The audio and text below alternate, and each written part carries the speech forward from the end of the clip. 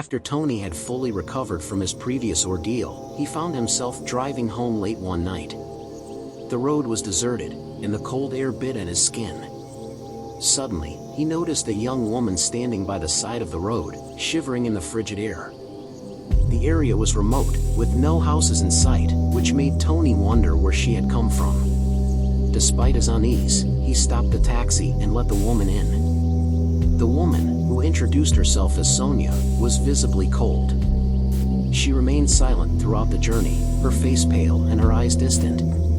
Tony, feeling sorry for her, offered his warm coat, which contained his money, identification, and other belongings. Sonia accepted the coat with a faint, grateful nod but said nothing more.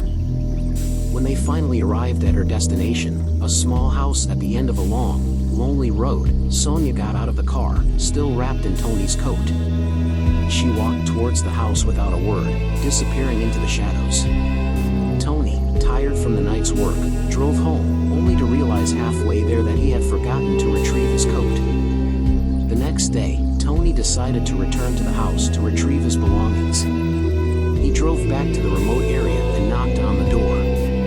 An elderly man answered, his face marked by years of life. Tony explained, "Last night, I gave a young woman a ride to this house. She was cold, so I lent her my coat. I came to retrieve it." The old man looked puzzled. "What young woman?"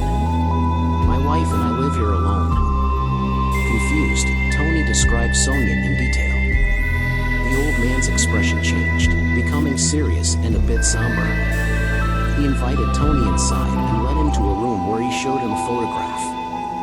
"Is this the woman?" the old man asked. Tony's heart skipped a beat as he recognized the face in the photograph.